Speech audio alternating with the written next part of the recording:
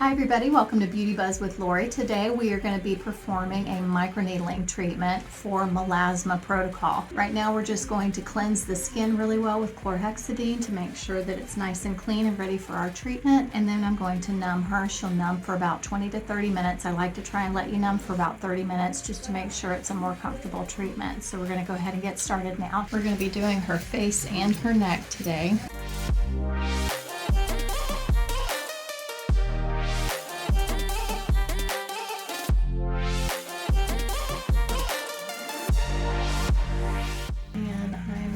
To go over her skin with alcohol, and basically what this does is just make sure that I've gotten all the residue of the cleanser off, make sure that the skin is again nice and clean.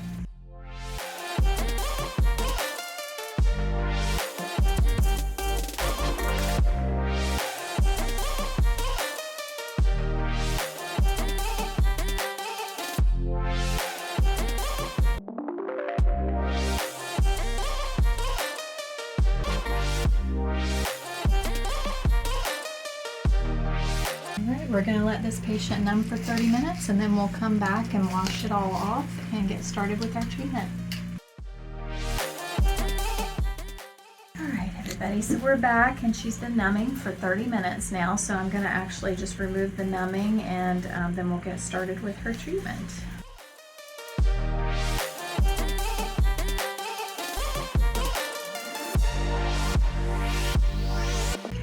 To let that sit on the skin for just a minute or so. This is the device right here, and so I've already put the sheath on it, which is protective for the device so that there's no DNA transfer. And then this is the cartridge. Every cartridge is only used one time. As a matter of fact, this device has a lockout mechanism once this comes off, and it cannot be reattached to be reused, so that's a nice feature. As you can see, the measurements on here, so we start at 0.25, which is this first notch right here, and we work all the way up to 2.5 millimeters. Alright, so we're about to start the treatment. So this patient has melasma, as I mentioned before, and so I'm actually treating her with TXA compound formula that is prescription that we prescribe here for you, and we're going to microneedle that into the skin. She also uses this twice a day at home on a daily basis.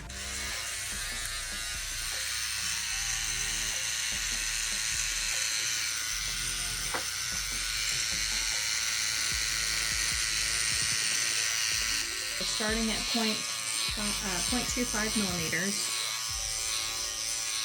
and I try to shade it in pretty closely together so I get a nice even application.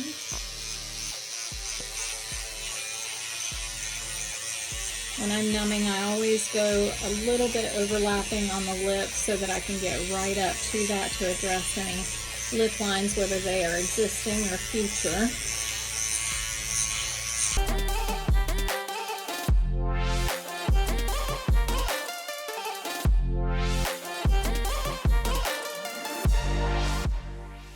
Now I've done the TXA into the skin. We only do one layer with that. Once it kind of dries up, then I switch over to my Neocutis Biogel, and I do mix a little bit of hyaluronic acid in that too, and I get great results with this.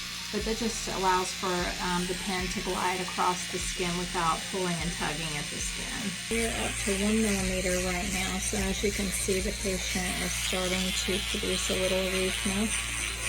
And she'll also have a little bit of swelling starting in before we're done. All this is normal.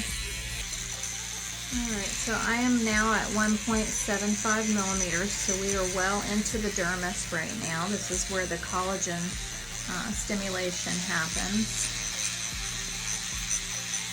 As you can see, there's a nice even erythema there on the skin. There's a little bit of swelling starting to come in. Now I'm going to move to the right side of the neck. So melasma is not extended down to the neck, so I'm just going to use my gel over here that I've concocted to do the microneedling for that area. All the way back to 0.25, we're going to do the same process in this section.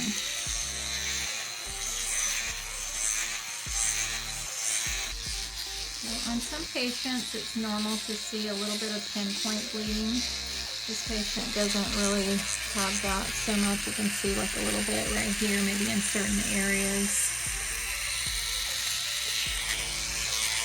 Some people have more than others. Everybody's different. Okay, we're already at the 1 millimeter. This is a pretty quick treatment, even if you're doing both the face and the neck. It's about 30, maybe 40 minutes. And we're back at that 1.75 millimeter, so this is the last layer. Okay. And again, you can see that nice even redness right through there. Everybody's a little different. As you can see, her redness has actually already started to come down in the first section that I took care of.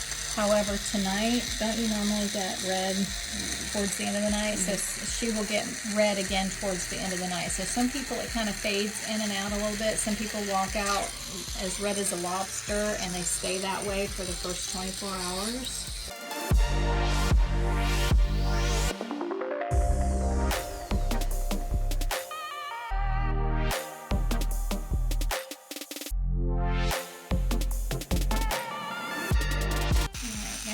Do the forehead and the nose again.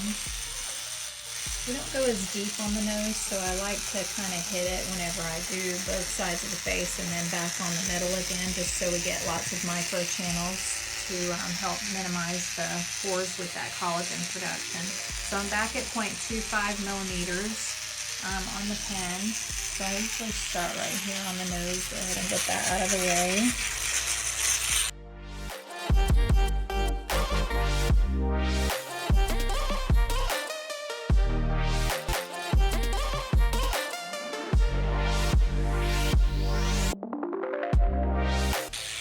Deep I go on the forehead is a little different for each patient. It depends on if that patient has thick skin, thin skin, healthy skin. Those are considerations I make whenever I'm deciding how deep to go. For this patient, we're good to go anywhere between 1 to 1.25 millimeters. And just this 1 millimeter.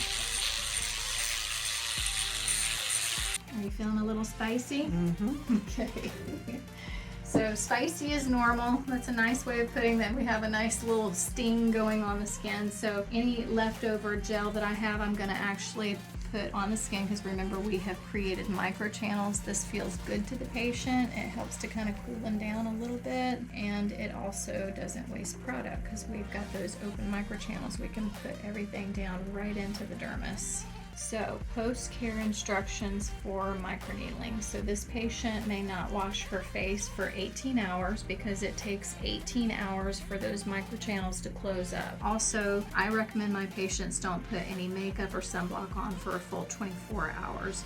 And then we do like you to not exercise as far as get your blood pressure up and cause your body heat to rise for 48 hours. It's just an extra precaution, especially in like my melasma patients or patients that experience a lot of hyperpigmentation. We don't want to raise that body temperature in order to induce post-inflammatory hyperpigmentation. We've already stimulated and caused enough inflammation in order to get that collagen production going, so we don't want to take it over the top to where we're having adverse reactions. So this is what you can expect when you come in for a microneedling treatment. Thanks for watching.